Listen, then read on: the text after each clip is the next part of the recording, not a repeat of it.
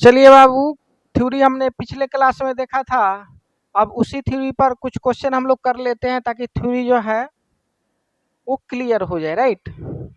तो जैसे एक क्वेश्चन है हमारे पास, बोल रहा है कंसीडर द नंबर्स 4 के पावर n, यानी 4 के पावर n कोई नंबर है where n is a natural number, जहाँ 4 के पावर n है उसमें n क्या है बाबू, नेचुरल नंबर है। Check whether there is any value of n for which 4 के power n ends with the digit 0। बोल रहा है ये जो 4 के पावर n है, जहां n क्या है बाबू, तो नेचुरल नंबर बोल रहा है, natural number. Natural number means 1 2 3 4 इस तरीके से आगे बढ़ते चला जाएगा। तो बोल रहा है क्या n का ऐसा कोई भी वैल्यू होगा क्या जिसको रख देने पर 4 के पावर n का जो कंप्लीट वैल्यू आएगा, टोटल वैल्यू आएगा, वो इंड कर रहा होगा 0 से। तो आइए चेक करके देखते हैं। तो सबसे पहले क्या कर लीजिए बाबू कि वे सारे नंबर जो 0 से इंड करते होंगे उनका नेचर देख लीजिए, ठीक है। और नेचर देखने के लिए कोई जरूरी नहीं कि सारे नंबर को ही देखा जाए, दो चार को देख लीजिए।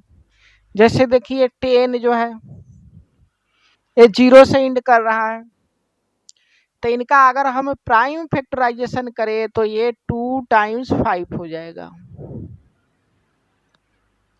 ठीक है। उसी तरीके से देखिए 20 कर लीजिए, इनका प्राइम फैक्टराइजेशन तो 2 टाइम्स 5 हो जाएगा। फिर 30 का कीजिएगा तो कितना हो जाएगा बाबू, तो 2 टाइम्स 3 टाइम्स 5। फिर 40 का कीजिएगा तो फिर 2 टाइम्स 2 टाइम्स 2 टाइम्स 5। उसी तरीका से 50 का कीजिएगा, राइट, तो 2 टाइम्स 5 टाइम्स 5 आ जाएगा। 60 का कीजिएगा तो आ जाएगा 2 टाइम्स 2 टाइम्स 3 टाइम्स 5, राइट। तो हम क्या देखें बाबू कि जो भी नंबर जैसे 10 हो गया, 20 हो गया, 30 हो गया, 40 हो गया, 50 हो गया, 60 हो गया, जो 0 से इंड कर रहा है उसमें कम से कम 1 2 है और 1 5 का होना बहुत ही जरूरी है। यहाँ भी देखिए 1 2 और 1 5, 1 2 और 1 5, 1 2 और 1 5, 1 2 और 1 5, 1 2 और 1 5 का होना बहुत जरूरी है। इसके अलावा भी 2 भी हो सकता है, 3 भी हो सकता है, 3 हो सकता है, नहीं 5 हो सकता है, 7 हो सकता है, इस तरीके से कोई भी इसके अलावा नंबर हो सकता है। लेकिन नेसेसरी कंडीशन ये है कि उसमें कम से कम 1 2 और 1 5 का होना बहुत जरूरी है। तो आइए अब इस क्वेश्चन को उठाते हैं 4 के पावर n, राइट। तो जब इसका बेस का जब हम लोग प्राइम n जो होता है वो नंबर ऑफ रिपीटेशन बताता है, यानी 4 कितना बार आएगा, राइट। तो यहाँ पावर में n है, इसका मतलब 4n बार अपने आप को रिपीट कर रहा होगा मल्टीप्लीकेशन में, ठीक है। तो जितना बार रिपीट करे रहेगा तो 4 ही। तो इसलिए सबसे पहले हम क्या करेंगे, ये जो बेस 4 है इसी का प्राइम फैक्टराइजेशन हम करके देखते हैं। अगर इसमें 2 भी आ जाए और 5 भी आ जाए तो कहेंगे कि हाँ नेचुरल नंबर n होगा, जिसका वैल्यू रखने पर n का वैल्यू यानी n के जगह पर कोई ना कोई नेचुरल नंबर रखने पर 4 के पावर n जो है वो 10 से इंड करेगा। अगर इसके प्राइम फैक्टराइजेशन में कोई मिसिंग रहता हो, या वो 2 मिस कर जाए या 5 मिस कर जाए, तो कहेंगे कि ये कभी 4 के पावर n 0 से इंड नहीं होगा। तो कीजिए इसको, तो 4 को हम लोग क्या लिख सकते हैं बाबू, 2 टाइम्स 2, इसका पावर है n, राइट। यानी यहाँ देखिए 2 का स्क्वायर का होल पावर n है, यानी यहाँ 2 के पावर 2n हम लिख सकते हैं। तो यार देखिए प्राइम फैक्टराइजेशन किए तो केवल इसमें 2 ही आ रहा है, राइट। 4 के प्राइम फैक्टराइजेशन में केवल 2 आ रहा है, 5 यहाँ पर मिसिंग है इसके प्राइम फैक्टराइजेशन में। इसलिए 4 के पावर n कभी 0 से एंड नहीं करेगा। तो लिख देंगे no, because 5 is missing, 5 is missing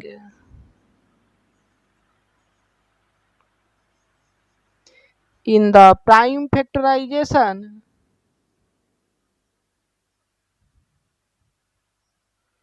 in the prime factorization.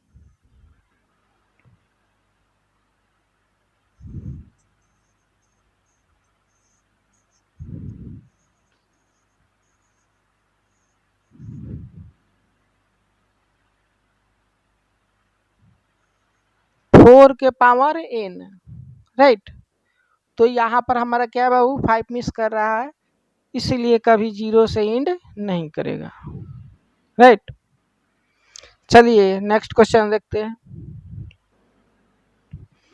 Next question है कि बोल रहा है right the prime factorization of the number 27,300, right. यानी 27,300 का क्या करना है बाबू, प्राइम फैक्टराइजेशन करना है। फिर बोल रहा है in the factorization find number 1 में the total number of primes. तो इसका प्राइम फैक्टराइजेशन करेंगे इसका, इसमें टोटल नंबर ऑफ प्राइम्स कितना है उसको हमको निकालना है, और दूसरा में the total number of distinct prime यानी अलग अलग प्राइम कितना है उसको भी निकालना है। चलिए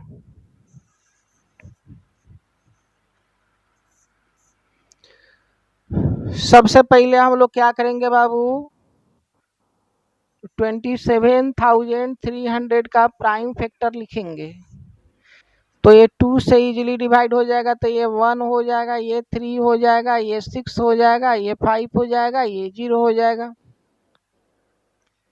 फिर इसको भी 2 से डिवाइड कर दीजिए, तो ये क्या हो जाएगा बाबू 6, ये 8 हो जाएगा, ये 4 हो जाएगा और ये 5 हो जाएगा।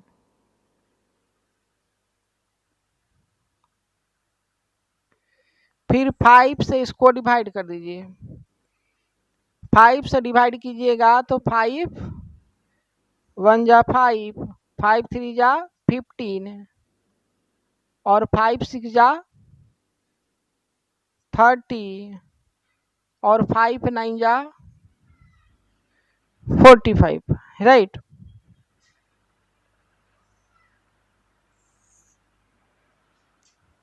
ठीक है,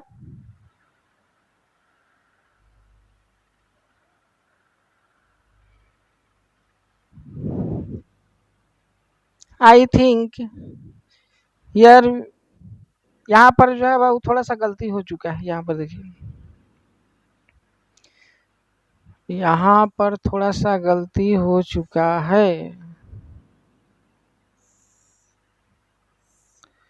देखिए 2 से इसको काटिएगा तो ये क्या हो जाएगा बाबू, 6 हो जाएगा, ये 8 हो जाएगा और ये 2 हो जाएगा और ये 5 हो जाएगा। 5 से इसको काटिए तो ये 1, ये 3,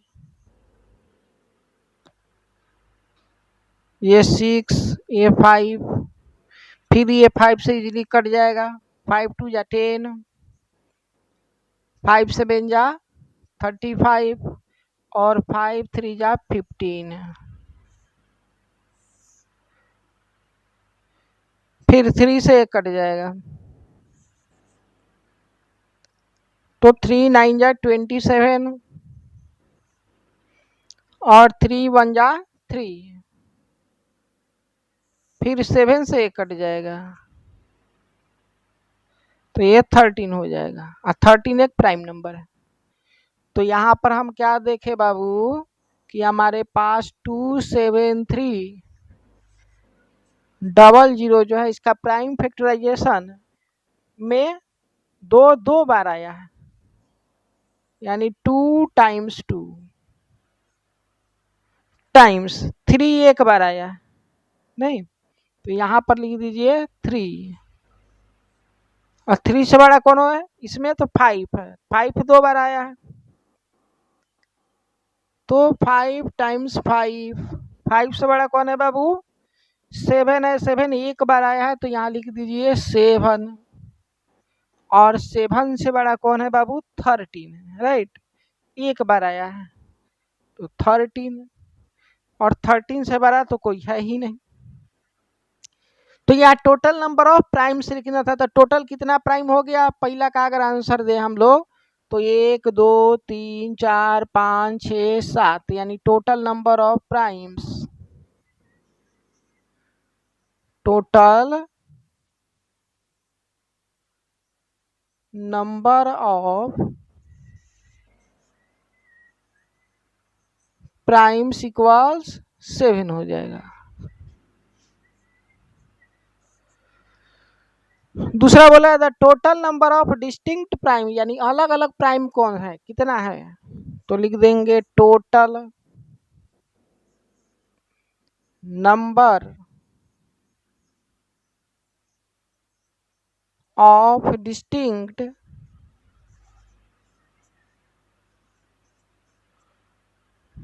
प्राइम्स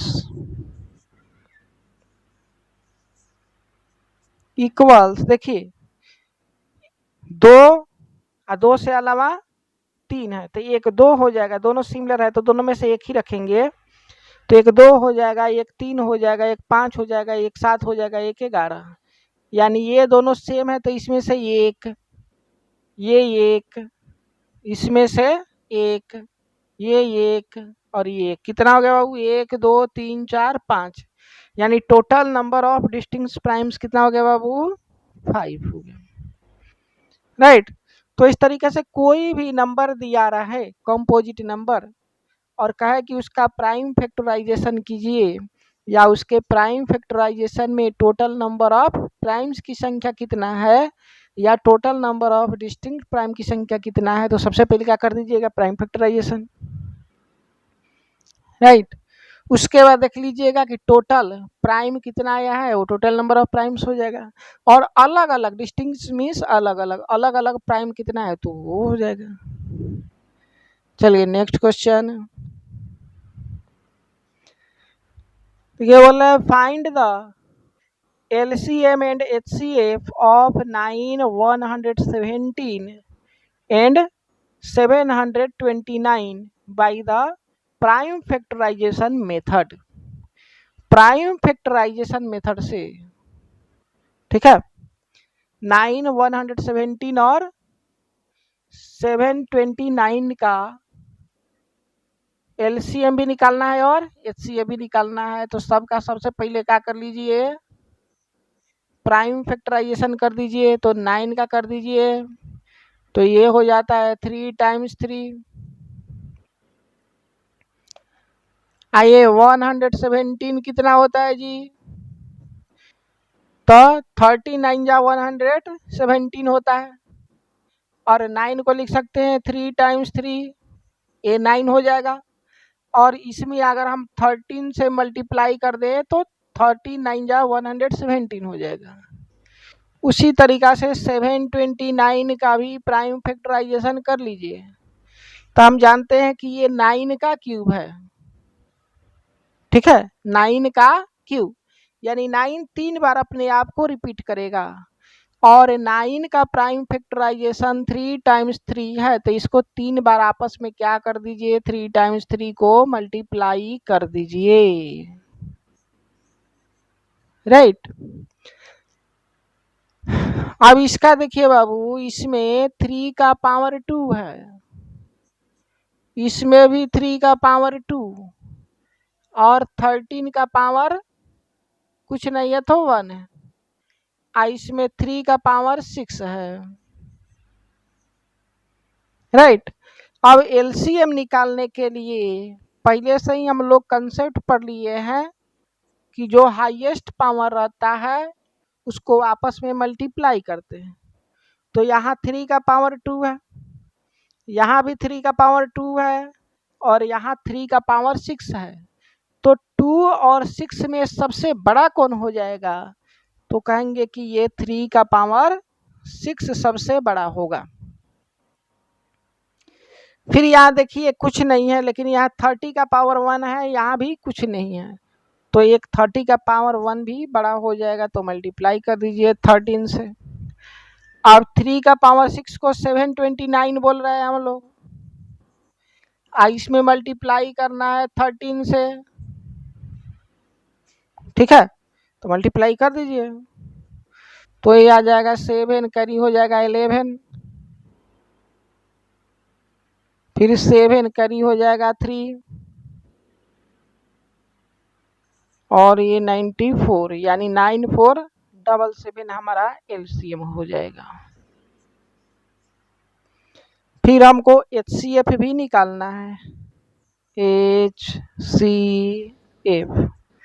तो ये कैसे निकलता है बाबू? तो इसमें भी हाईएस्ट पावर ही रहता है, लेकिन किसका हाईएस्ट पावर? तो जो सब में प्रेजेंट हो। तो यहाँ 3 का पावर 2 है, 3 का पावर 2 है, और 3 का पावर 6 है। तो 3 का पावर 2 जो है वो सब में प्रेजेंट है, इसलिए यहाँ एक लिख लीजिए 3 का पावर 2। 13 का पावर यहाँ 0 है, कुछ नहीं है तो 0 है, यहाँ 1 है, यहाँ 0 है, तो 0 रखना पड़ेगा क्योंकि सब में 0 आएगा, राइट, इसीलिए उसको नहीं लिखेंगे। तो हमारा HCF कितना होगा? 3 3 जा 9 हो जाएगा, राइट। चलिए अगला क्वेश्चन बोला है, find the HCF of 8, 648 by prime factorization and hence find the LCM। सबसे पहले क्या करना है बाबू? 8 और 648 का प्राइम फैक्टराइजेशन से HCF निकालना है, और उसके बाद LCM निकालना है।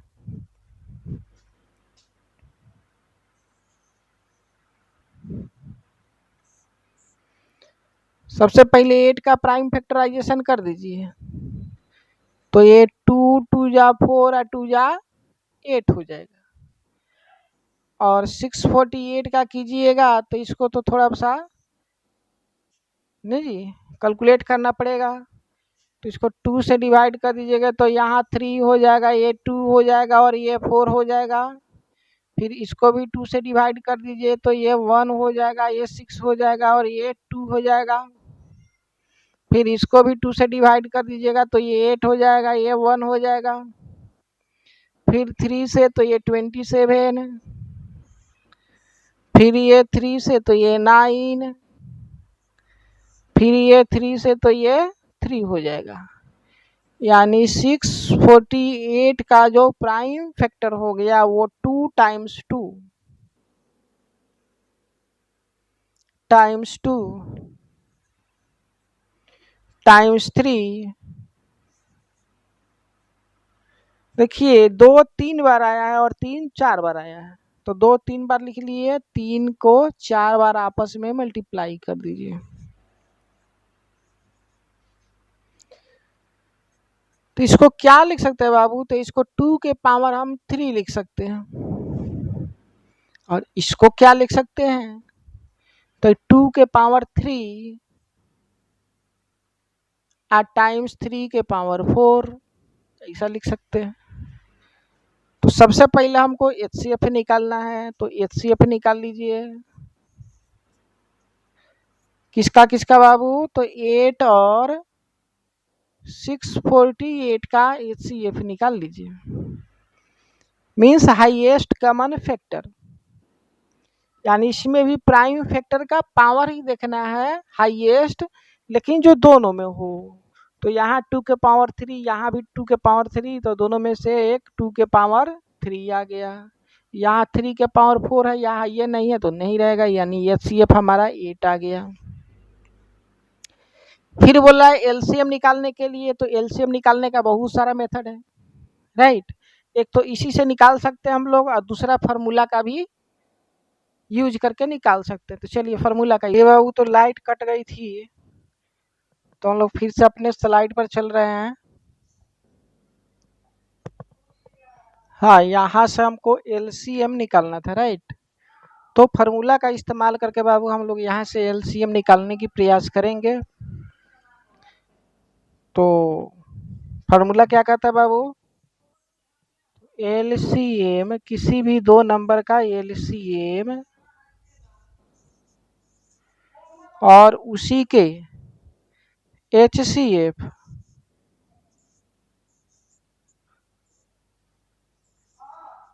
का प्रोडक्ट दोनों नंबर के प्रोडक्ट के बराबर हो जाता है। राइट। देखिए एचसीएफ हमको पता हो गया है 8 है, तो यहाँ से LCM 8,648 into 8 equals 8 times 648। Right. तो दोनों साइड में 8 है, तो 8 से 8 को हम कैंसिल आउट कर सकते हैं। तो यहाँ से हमारे पास एलसीएम आ गया बाबू 8 और 648 का कितना आ गया जी? 648। यही हमारा एलसीएम हो जाएगा। चलिए अब कुछ और हम क्या करते हैं बाबू, तो कुछ और थ्योरी देखते हैं। इसमें इरेशनल नंबर सबसे पहले हम लोग देखेंगे।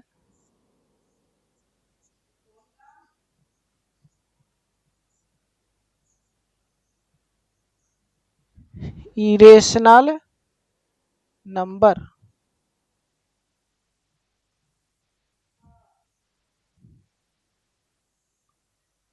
तो इरेशनल नंबर किसको कहेंगे? तो आंसर है कि वे सारे नंबर जिसको हम कभी भी कोसेंट फॉर्म यानी p बटा q के रूप में नहीं लिख सकते, तो वे सारे नंबर हमारा इरेशनल नंबर कहलाएगा। तो लिख देंगे all those numbers, all those numbers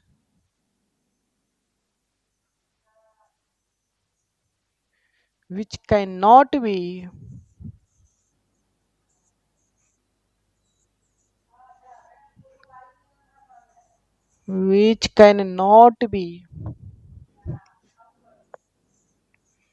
expressed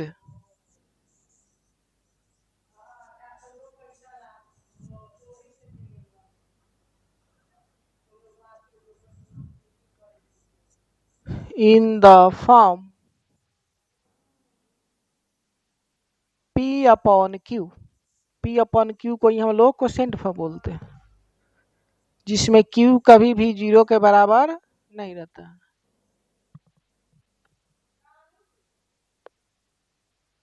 In the form p by q is called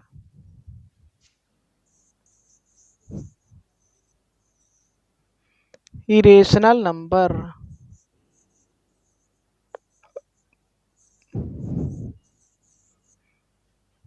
irrational number, ठीक है।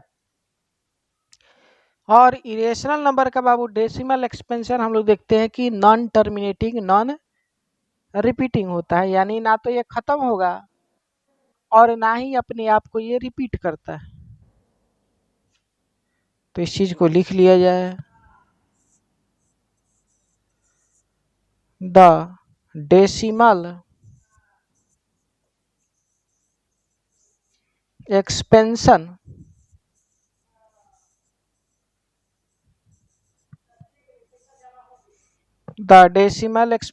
of irrational number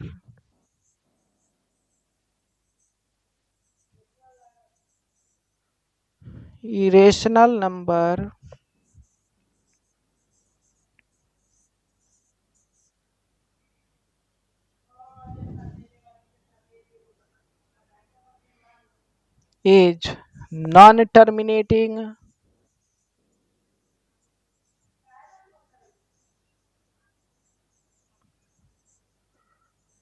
non terminating and non repeating.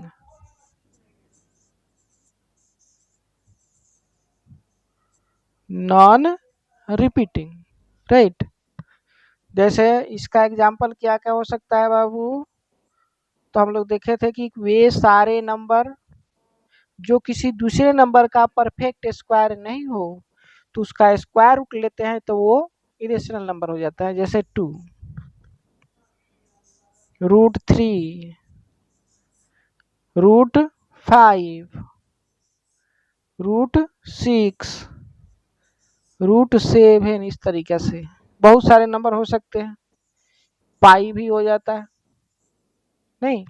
और डेसिमल एक्सपेंशन के फॉर्म में लिखिएगा तो आ जाएगा इस तरीके से 1.01, 001, 0001, इस तरीका से ये चलते रहेगा, राइट। या आपका मर्जी 1.1, 00 या 0 कर दीजिए।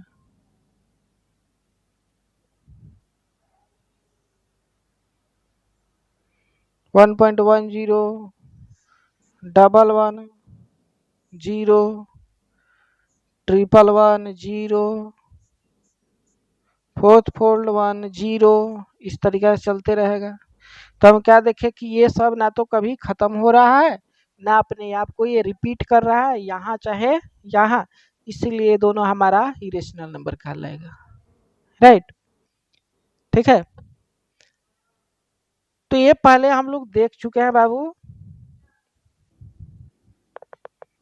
अब √2 या √3 या √5 या √6 या √7, ये सब तो इरेशनल नंबर है। अब ये इरेशनल नंबर है तो कैसे इरेशनल नंबर है इसी को प्रूफ करने की हम लोग प्रयास करेंगे। लेकिन प्रूफ करने से पहले एक थ्योरम है उसको जान लेना बहुत जरूरी है।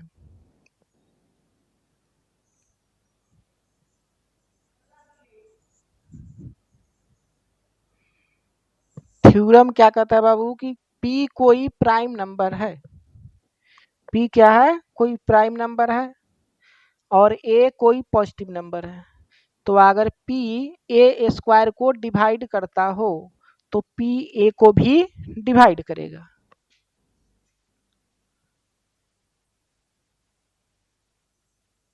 If prime number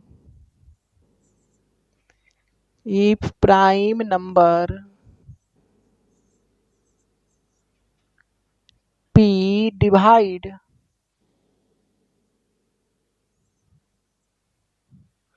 if prime number P divides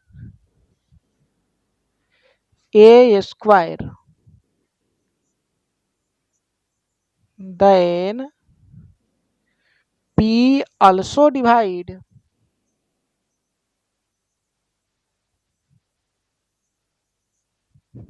A। इस थ्योरम के हेल्प से हम क्या कर सकते हैं बाबू कि कोई भी इरेशनल नंबर है उसको हम प्रूफ कर सकते हैं कि वो इरेशनल नंबर ही है और वो क्यों है, राइट। जैसे देखिए क्वेश्चन आपका बोला कि prove that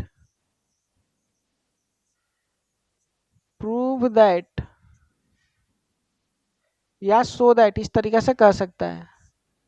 √7 is an irrational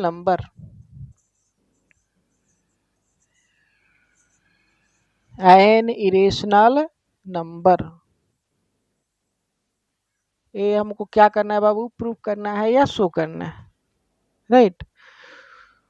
तो देखिए नंबर जो होता है रियल नंबर के नहीं दुनिया में, तो नंबर हमारा या तो रेशनल होता है नहीं तो इरेशनल होता है।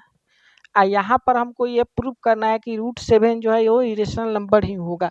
तो हम मान लेंगे कि ये √7 जो है वो रेशनल नंबर है, उल्टा मान लेंगे, ठीक है, एजम्पशन में। इसी को बोलते हैं, उल्टे मानने को ही बोलते हैं कि ये जो मेथड हम लोग अपना रहे हैं वो कंट्राडिक्शन मेथड है, राइट। तो सबसे पहले हम क्या करेंगे, एज्यूम कर लेंगे कि ये क्या है बाबू, रेशनल नंबर है। तो इसको सॉल्व करते समय मानेंगे एज्यूमिंग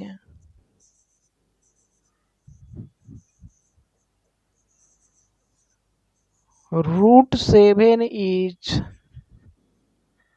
अ रेशनल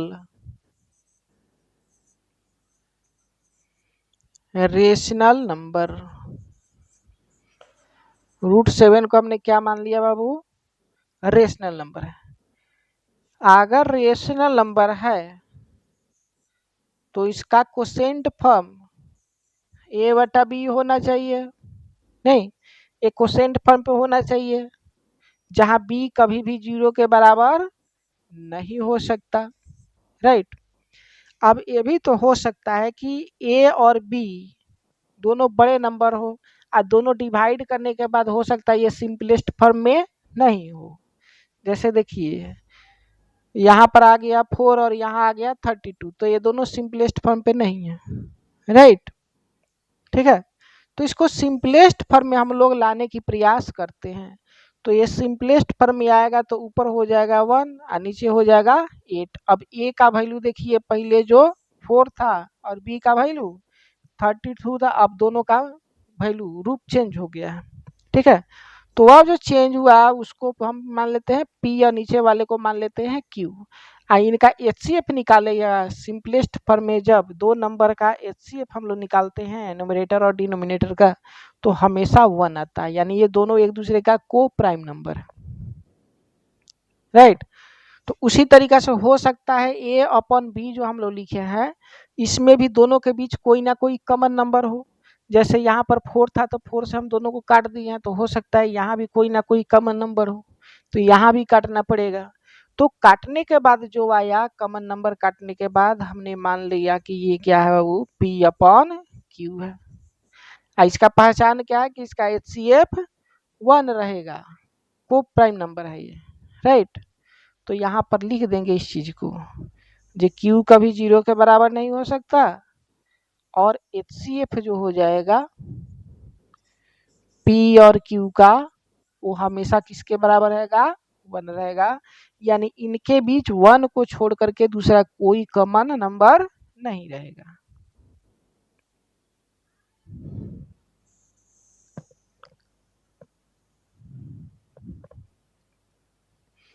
अब इसको स्क्वायर कर दीजिए, तो स्क्वायर करेंगे तो ये 7 हो जाएगा। इधर ये p² / q² हो जाएगा बाबू। अब देखिए यहाँ पर आ जाएगा ये 7q² इक्वल्स p², राइट। इसका मतलब 7 जो है वो p² को डिवाइड कर रहा है, क्योंकि p² के बराबर है 7 और q² का प्रोडक्ट। तो दोनों p² को डिवाइड करेंगे, 7 भी और q², क्योंकि दोनों आपस में मल्टीप्लाई करने के बाद p² के बराबर हैं, तो दोनों इसको इजीली कंप्लीटली डिवाइड करेगा, राइट। तो 7 p² को डिवाइड करेगा, तो यहाँ लिख देंगे, इसीलिए 7 डिवाइड्स p²। अगर 7 p² को डिवाइड करेगा बाबू, तो थ्योरम के अनुसार जो अभी थ्योरम पढ़े हैं कि 7 p को भी डिवाइड करेगा, तो इसीलिए 7 डिवाइड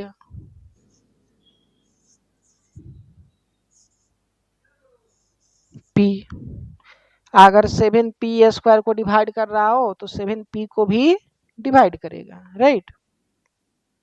इसके बाद क्या करना है, तो अगर 7 p को डिवाइड कर रहा होगा तो 7 के पास कोई ना कोई एक ऐसा क्वोशेंट होगा जिसको इसमें मल्टीप्लाई करने पर p के बराबर हो जाना चाहिए, तो उसी चीज को लिख लीजिए। इसीलिए p = 7 और वो जो क्वोशेंट आया उसको हम कुछ मान लेते हैं k, राइट। अब p का वैल्यू यहाँ पर रखिए, यहाँ पर इस इक्वेशन में, इसको इक्वेशन नंबर 1 मान लीजिए, ठीक है। तो इसको 1 में रखिएगा तो इधर हो जाएगा 7q², p² के जगह पर p² के जगह पर p का वैल्यू रख दीजिए, तो 7k और इसका ए स्क्वायर पी का वैल्यू 7 क्या है तो हमने 7 के रख दिया। फिर आ जाएगा बाबू 7 क्यू स्क्वायर इक्वल्स 49 के ए स्क्वायर। तो 7 से ये 49 कैंसिल आउट हो जाएगा तो 7 बचेगा। तो यहाँ से आ जाएगा क्यू स्क्वायर इक्वल्स 7 के स्क्वायर, राइट। तो यहाँ से एक और कंसेप्ट आया, देखिए बाबू कि फिर क्यू स्क्वायर 7 के स्क्वायर के प्रोडक्ट के बराबर है। 7 और के स्क्वायर का जो प्रोडक्ट है वो पी क्यू स्क्वायर के बराबर है। इसका मतलब ये दोनों इसको डिवाइड करेगा, इसका मतलब 7 क्यू स्क्वायर को डिवाइड करेगा। तो लिख देंगे इसीलिए 7 डिवाइड्स क्यू स्क्वायर। अगर 7 क्यू स्क्वायर को डिवाइड कर रहा है तो थ्योरम से 7 जो है क्यू को भी डिवाइड करना चाहिए। तो लिख देंगे इसीलिए 7 डिवाइड्स क्यू, क्यू को भी डिवाइड कर दिया ये। अगर 7 क्यू को डिवाइड किया तो फिर 7 के पास कोई ना कोई एक कोसेंट होगा जिसमें इसको मल्टीप्लाई करने पर क्यू के बराबर आना चाहिए। तो हमने मान लिया कि वो कांस्टेंट कोसेंट जो है वो 7c है, राइट। अब देखिए यहाँ p जो है 7 के है और q 7c है। तो दोनों में 7 यहाँ पर कॉमन है, दोनों में कॉमन है।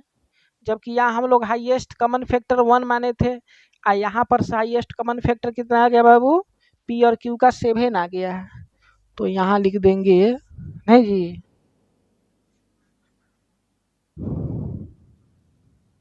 सिंस HCF किसका किसका बाबू, p और q का क्या हो जाएगा, 7 हो जाएगा। और जबकि हमने माना था एजम्पशन के अनुसार HCF कितना है, 1, ठीक है। But our assumption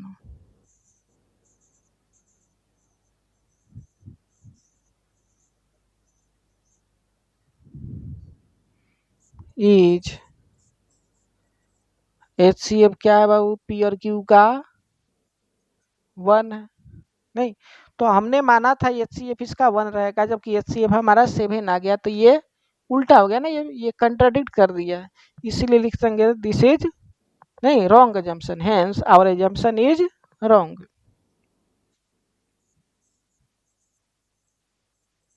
hence our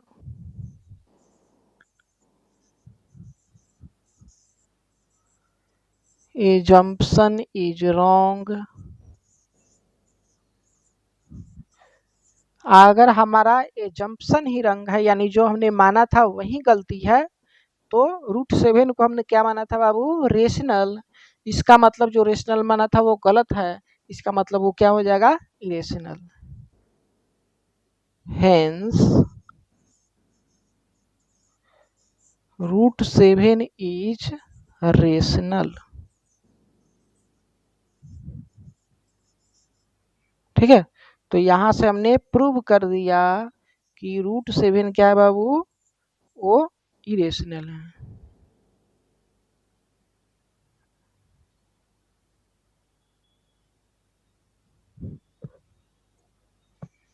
irrational,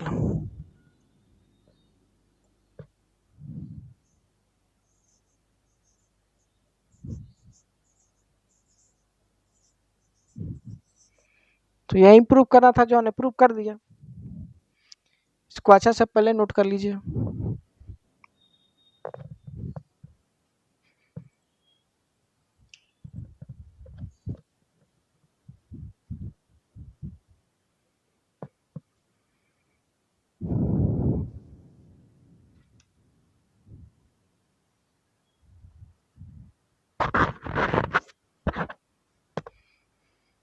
चलिए अब नया कंसेप्ट देखेंगे और आखिरी कंसेप्ट है इस रियल नंबर का बाबू।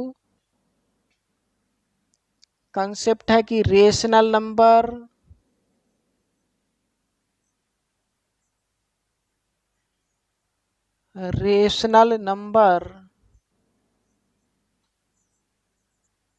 end the year.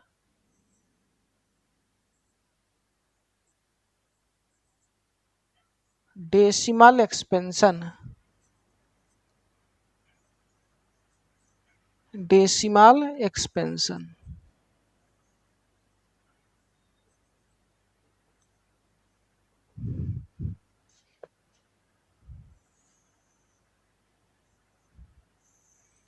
यानी हम देखेंगे कि रेशनल नंबर कौन होता है और उनके डेसिमल एक्सपेंशन का क्या नेचर है, राइट। तो चलिए देखिए, तो हम जानते हैं, क्या जानते हैं बाबू, कि अगर कोई भी रेशनल नंबर रहे, रेशनल नंबर, तो उसको हम इजीली कोसेंट फॉर्म यानी P बटा Q के रूप में आसानी से लिख सकते हैं, जहां Q कभी जीरो के बराबर नहीं हो सकता है, क्योंकि रेशनल नंबर को हमको डिफाइन करना है। और डिफाइन करने के लिए नहीं, यहाँ पर जीरो के बराबर ये Q कभी नहीं हो सकता, क्योंकि जीरो यहाँ जैसे रखेंगे तो ये अनडिफाइंड हो जाएगा। किसी चीज में जीरो से डिवाइड करेंगे तो आंसर अनडिफाइंड हो जाएगा, जब किसको रखना है, डिफाइंड। इसलिए हम Q को कभी भी जीरो के बराबर नहीं रखते। तो अगर कोई भी नंबर जो कोसेंट फॉर्म में एक्सप्रेस किया जा सकता है, यानी करने का मतलब यह है कि अगर किसी नंबर को P/Q के रूप में हम लिख सके तो उसी को हम लोग रेशनल नंबर बोलेंगे, राइट। तो इस चीज को लिख दीजिए,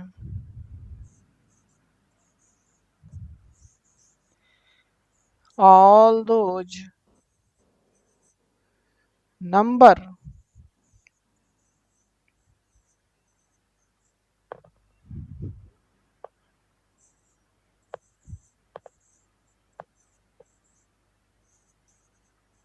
which can be expressed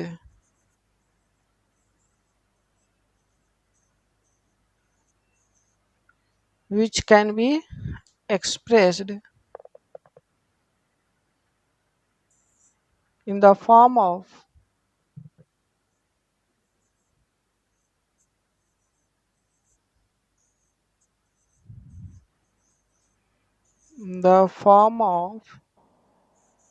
P/Q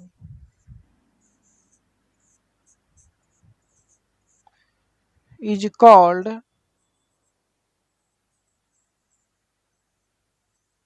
called rational number. Is called rational number,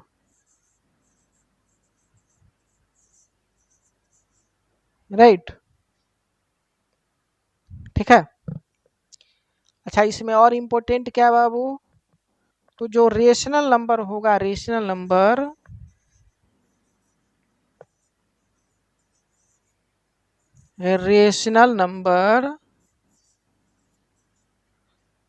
यानी P/Q, तो ध्यान से देखिएगा कि इसका डेसिमल जो एक्सपेंशन होता है या तो वो टर्मिनेट कर जाएगा,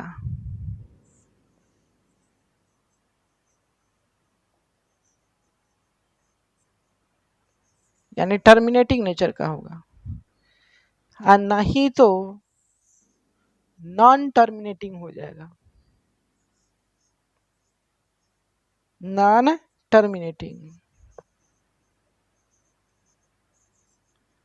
या तो खत्म हो जाएगा या खत्म नहीं होगा, लेकिन खत्म नहीं होगा तो कैसा होगा, तो रिपीटिंग होगा, यानी रेकरिंग का होगा, non terminating repeating.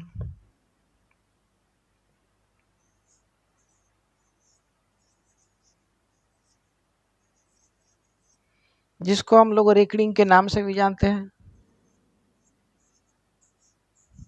Recurring, right.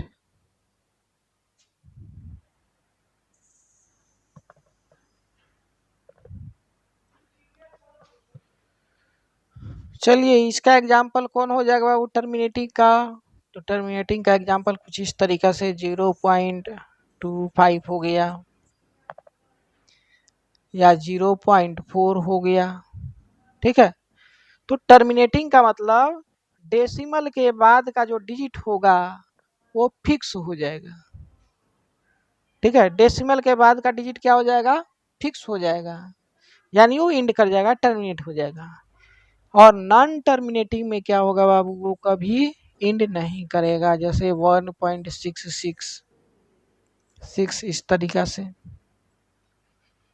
या 1.33 इस तरीका से, या 0.232323 इस तरीके से, राइट। तो ये सब हमारा कभी खत्म नहीं हो रहा है, लेकिन रिपीट कर रहा है। देखिए 6 अपने आप को रिपीट कर रहा है, यहाँ 3 अपने आप को रिपीट कर रहा है, यहाँ 2 3 2 3 2 3 अपने आप को रिपीट कर रहा है। इसीलिए इसको ना तो खत्म हो रहा है लेकिन रिपीट कर रहा है, इसीलिए इसको नॉन टर्मिनेटिंग रिपीटिंग या रिकरिंग के नाम से जानते हैं। ठीक है, इसी को शॉर्ट फॉर्म में, जैसे इसको शॉर्ट फॉर्म में हमको लिखना है तो लिख देते हैं 1.6। हाँ देखिए यहाँ 6 बार बार रिपीट कर रहा है तो 6 के ऊपर एक हॉरिजॉन्टल लाइन दे देंगे। इसी को हम लोग रेकरिंग या बार के नाम से जानते हैं। इसको लिखेंगे तो 1 पॉइंट, देखिए यहाँ 3 रिपीट कर रहा है तो 3 के ऊपर रेकरिंग या बार या हॉरिजॉन्टल लाइन रख देंगे। यहाँ क्या कर रहा है बाबू, तो 2 3 2 3 बार बार रिपीट कर रहा है तो 2 3 के ऊपर हॉरिजॉन्टल लाइन, जिसको हम लोग बार या रेकरिंग कहेंगे, वो लगा देंगे, राइट। तो अब क्वेश्चन ये है कि बिना डिवीजन किए कैसे कोई नंबर को बता सकते हैं कि वो कब टर्मिनेट कर रहा है और कब रिपीट कर रहा है, राइट। ठीक है, तो उसका टेक्निक है, उसका थ्योरी है, उस थ्योरी को जान लीजिए तो पहचानने में इजी हो जाएगा। जैसे मान लीजिए हम टर्मिनेटिंग का बात कर रहे हैं,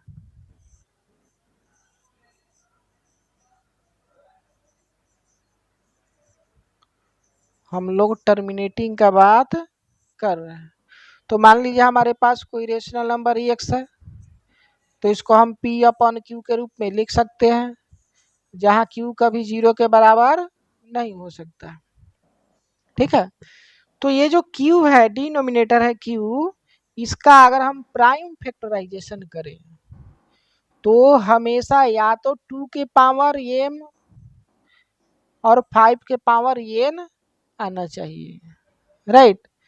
2 के पावर m टाइम्स 5 के पावर n आना चाहिए, केवल यही। या तो उसके डिनोमिनेटर के प्राइम फैक्टराइजेशन कीजिएगा तो या तो केवल 2 रहे उसके प्राइम फैक्टराइजेशन में, और नहीं तो केवल 5 रहे, या हो सकता है दोनों रहे, कम या ज्यादा।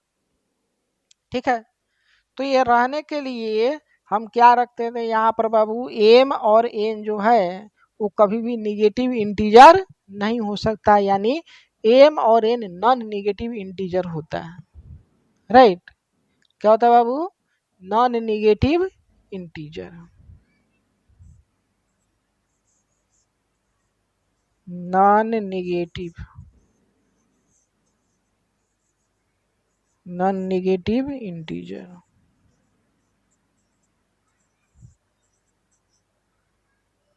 ठीक है, जैसे यही हमारा 0.25 है या 0.4 है, दोनों को हम देखते हैं यहाँ पर।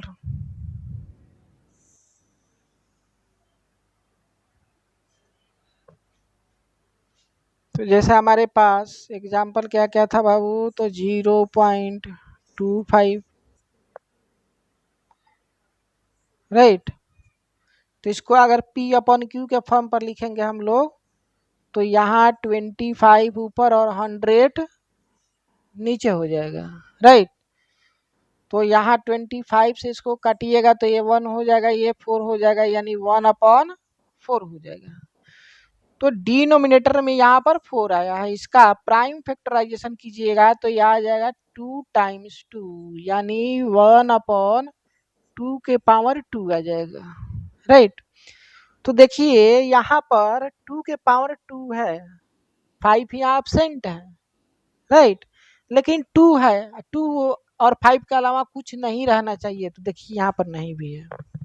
ठीक है, या तो 2 रहेगा केवल, नहीं तो केवल 5 रहेगा, या दोनों रहेगा, इसके अलावा कुछ नहीं रहेगा, तो वो टर्मिनेट कर जाएगा। जैसे यहाँ पर टर्मिनेटिंग हमारे पास डेसिमल एक्सपेंशन था, तो इसके जब पी बाई क्यू के फॉर्म पर लिखे तो इसका डिनोमिनेटर देखिए यहाँ पर केवल 2 आया है।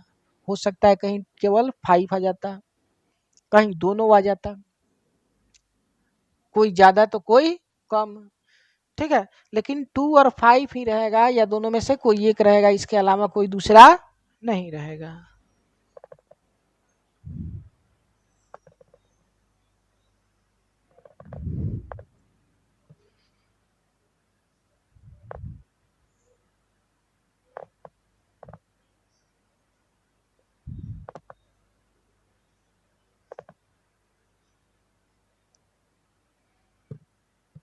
जैसे देखिए बाबू, एक दूसरा क्या था 0.4, तो इसको 4/10 लिख सकते हैं, नहीं तो ये 2/5 हो जाएगा। फिर देखिए जो Q है इसका प्राइम फैक्टर केवल 5 ही है, इसलिए टर्मिनेट हो रहा था। राइट, तो उसी तरीका से वे सारे नंबर जो P/Q यानी न्यूमरेटर अपन डिनोमिनेटर के फॉर्म पे हो, और डिनोमिनेटर के प्राइम फैक्टराइजेशन में केवल 2 आए या 5 आए या दोनों आए, इसके अलावा कुछ नहीं आए, तो कहेंगे कि उसका डेसिमल एक्सपेंशन टर्मिनेट हो जाएगा। जैसे 8/200, राइट, तो इसका डेसिमल एक्सपेंशन टर्मिनेट करेगा कि नहीं करेगा। तो सबसे पहले क्या है बाबू, इसका सिंपलेस्ट फॉर्म लिख लीजिए, सबसे अच्छा रहता है, या बिना लिखे भी आप कर सकते हैं, लेकिन थोड़ा सा फंसने की संभावना रहता है। सबसे पहले इसको क्या करेंगे, सिंपलेस्ट फॉर्म में लिखिए। जैसे 8 है और नीचे 200 है, नहीं तो दोनों 4 से कट जाएगा, तो ऊपर 2 हो जाएगा और नीचे 50 हो जाएगा, फिर ये भी कट जाएगा, तो 1/25 हो जाएगा। नहीं तो इसका प्राइम फैक्टराइजेशन कीजिएगा तो 5 का स्क्वायर हो जाएगा ये। राइट, तो ये 1/5 का स्क्वायर है, तो इसके डिनोमिनेटर में केवल प्राइम फैक्टर 5 आया, इसलिए कहेंगे कि ये हमारा ये इसका डेसिमल एक्सपेंशन क्या हो जाएगा बाबू, टर्मिनेट कर जाएगा। ठीक, हाँ अब देखिए थोड़ा सा और सावधान रहने की बात है इसमें।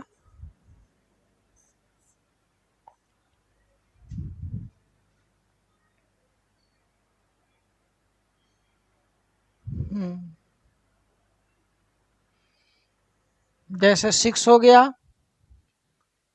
और 30 हो गया, तो डायरेक्ट अगर इसका डिनोमिनेटर को एक्सपेंड करेंगे, नहीं तो आ जाएगा 2 × 3 × 5, तो देखिए यहाँ 2 भी आ गया, 5 भी आ गया और 3 भी आ गया है, यानी 2 और 5 के अलावा भी आ गया है। तो अगर हम सिंपलेस्ट फॉर्म में नहीं लिखेंगे इसके जैसा, तो हम डायरेक्ट कह देंगे कि इसका डेसिमल एक्सपेंशन तो नॉन टर्मिनेटिंग रिपीटिंग होगा, नहीं क्योंकि इसमें जो है 2 और 5 के अलावा भी कोई आ गया है, तो कहेंगे कि इसका डेसिमल एक्सपेंशन हमारा तो टर्मिनेट नहीं करेगा क्योंकि इसके अलावा भी कुछ है। राइट, है वो समझ में।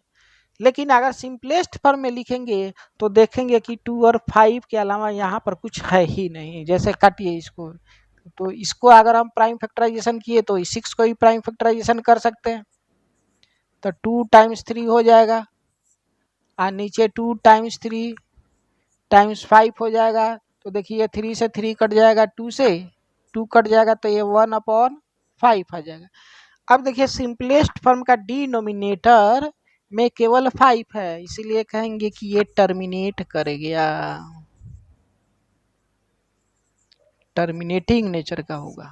राइट, तो जब भी हमको देखना है कि कोई रेशनल नंबर जो P/Q के फॉर्म पर है वो टर्मिनेट कर रहा है कि नहीं कर रहा है, तो हमेशा उसके सिंपलेस्ट फॉर्म पे चेक कीजिए। ठीक है, ओरिजिनल फॉर्म पर चेक कीजिएगा तो हो सकता है उसमें ऐसा कोई कॉमन फैक्टर हो जो 2 और 5 के अलावा भी आ रहा है, जैसे यहाँ पर अब वो कट रहा हो तो ओरिजिनल फॉर्म में तो ये कटेगा नहीं, नहीं कटेगा तब कह दीजिएगा ये टर्मिनेट नहीं करेगा, लेकिन यहाँ एक्चुअली ये टर्मिनेट कर जाएगा क्योंकि ये कॉमन फैक्टर है। 2 और 5 के अलावा जो आ रहा है वो कॉमन फैक्टर है और ये कॉमन फैक्टर एक दूसरे को कैंसिल कर देता है, राइट। तो इसीलिए जब भी हम देखेंगे कि ये टर्मिनेट कर रहा है कि नहीं कर रहा है तो उसके लिए आपको सिंपलेस्ट फॉर्म में ही चेक करना पड़ेगा, नहीं तो गलत हो जाएगा। चलिए और देखिए,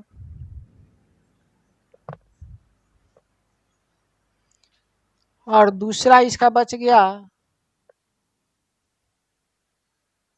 non terminating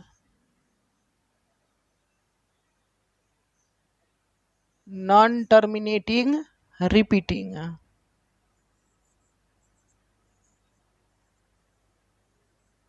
non terminating repeating, जैसे ये कोई हमारे पास रेशनल नंबर है और ये P अपॉन Q के फॉर्म में है, जहां Q कभी भी 0 के बराबर नहीं हो, ठीक है, आया समझ में। तो हमेशा हमको देखना है सिंपलेस्ट फॉर्म में, किस में देखना है बाबू, सिंपलेस्ट फॉर्म में। तो अगर सिंपलेस्ट फॉर्म में भी Q का जो प्राइम फैक्टर है वो 2 के पावर m और 5 के पावर n और इसके अलावा भी कोई नंबर आ जाता है सिंपलेस्ट फॉर्म में, इसके अलावा भी कोई नंबर आ जाए, ठीक है, कोई नंबर, जैसे नंबर को कैपिटल N हम मान रहे हैं, ठीक है, और इसका कुछ पावर O ले लीजिए, 0 नहीं है वो हम दे रहे हैं, ठीक है, ये पावर O है। तो ये सिंपलेस्ट फॉर्म में भी ये कोई दूसरा नंबर आ गया है तो कहेंगे कि अगर ऐसा हुआ तो कहेंगे कि वो रेशनल नंबर का डेसिमल एक्सपेंशन नॉन टर्मिनेटिंग होगा और रिपीटिंग होगा, ठीक है। जैसे एग्जाम्पल 2 को 3 से डिवाइड करना हो, राइट, 2 को 3 से डिवाइड करना हो तो बताइए टर्मिनेट करेगा कि नॉन टर्मिनेट रिपीट करेगा, तो आंसर है कि नॉन टर्मिनेट रिपीट करेगा। क्यों? क्योंकि देखिए यहाँ पर 3 जो है वो 2 और 5 के अलावा है, इसीलिए ये नॉन टर्मिनेट रिपीट करेगा। तो कहेंगे कि ये non terminating repeating, non terminating repeating nature का है। और आप इसको लॉन्ग डिवीजन मेथड से चेक भी कर सकते हैं, ठीक है। तो ये देखिए 3 से छोटा है तो यहाँ पर डेसिमल आ गया तो ये 20 बन गया, तो यहाँ पर 6 आ गया तो फिर ये 18 हो जाएगा, फिर 20, फिर 6, फिर 18, और ये बार बार अपने आप को इसी तरीके से रिपीट करते रहेगा, नहीं तो ये बार बार अपने आप को रिपीट कर रहा है। तो सबसे पहले हम क्या करेंगे कि कोई भी अगर हमारा रेशनल नंबर जो क्वोशिएंट फॉर्म में है P/Q के फॉर्म में है तो उसको सिंपलेस्ट फॉर्म में हम लोग लाएंगे और सिंपलेस्ट फॉर्म में ला करके उसके डिनोमिनेटर में देखेंगे कि उसके डिनोमिनेटर में प्राइम फैक्टर के रूप में केवल 2 है या केवल 5 है या दोनों है या इसके अलावा भी कुछ है। तो इसके अलावा कुछ रहेगा तो वो नॉन टर्मिनेटिंग रिपीटिंग हो जाएगा, और केवल यही दोनों में से कोई एक रहे या दोनों रहे तो वो टर्मिनेट हो जाएगा, जैसे यहाँ पर दिखाई दे रहा है। उसी तरीके से कुछ और एग्जाम्पल ले लीजिए।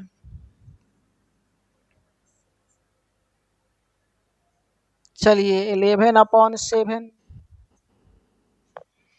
तो ये भी क्या हो जाएगा बाबू, इसी के जैसा नॉन टर्मिनेटिंग रिपीटिंग, क्योंकि ये सिंपलेस्ट फॉर्म में ही है और इसके डिनोमिनेटर में 2 और 5 के अलावा 3 है, 7 है, ठीक है, मैंने एक्स्ट्रा है। तो इसीलिए इसको डायरेक्ट देख करके ही हम बोल देंगे कि जब भी इसका डेसिमल एक्सपेंशन करेंगे तो आएगा नॉन टर्मिनेटिंग, नॉन टर्मिनेटिंग, लेकिन कैसा, तो रिपीटिंग, राइट। उसी तरीका से और भी देख लीजिए, इसको भी लॉन्ग डिवीजन मेथड से आप डिवाइड करके देख सकते हैं।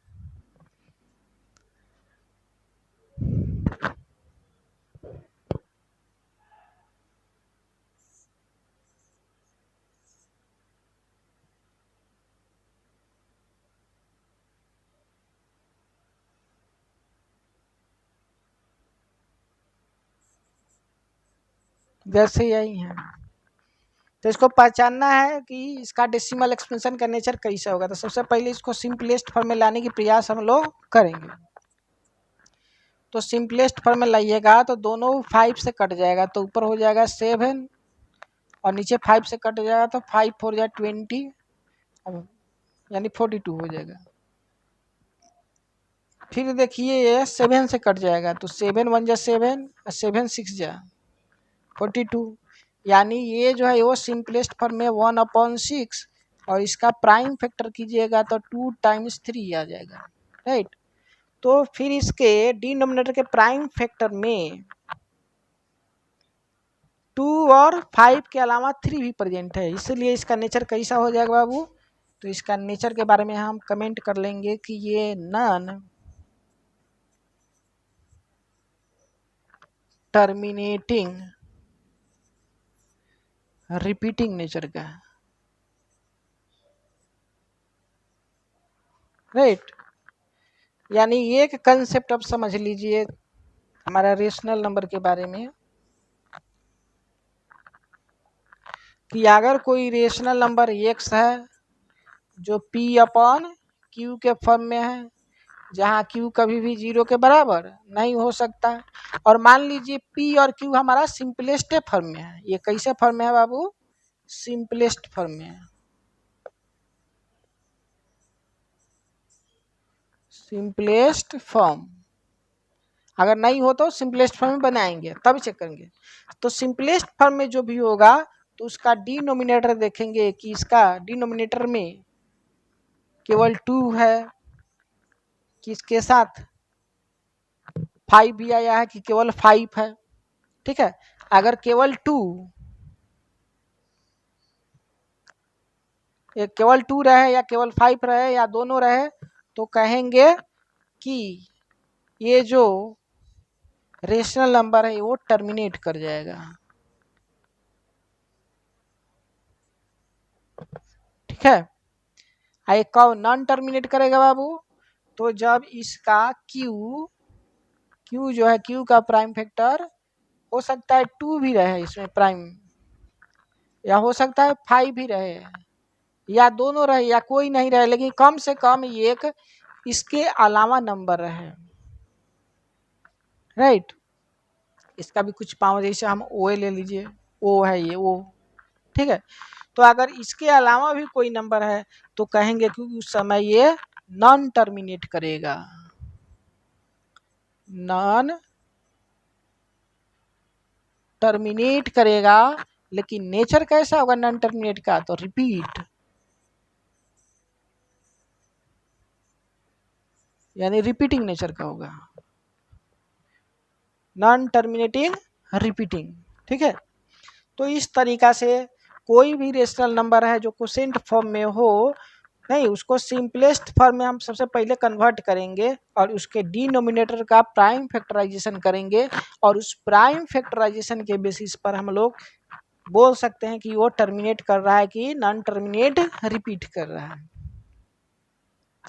अगर क्वोशिएंट फॉर्म में नहीं है तो उसको सबसे पहले क्वोशिएंट फॉर्म में लाने की प्रयास करेंगे, ठीक है। तो आज के लिए इतना काफ़ी है, लगभग ये ख़त्म हो चुका है, ठीक है। कुछ क्वेश्चन करेंगे, बहुत अच्छा क्वेश्चन करेंगे, और उसके बाद अपना एक्सरसाइज शुरू हो जाएगा, और फिर एनसीईआरटी सेक्शन शुरू हो जाएगा, और फिर कंपटीशन का केवल प्रॉब्लम शुरू हो जाएगा एक्सरसाइज में और आपका ओलंपियाड में, राइट, या हॉट्स में। Thank you, bye bye. पढ़ते रहिए, मुस्कुराते रहिए, हंसते रहिए, खिलखिलाते रहिए। Thank you.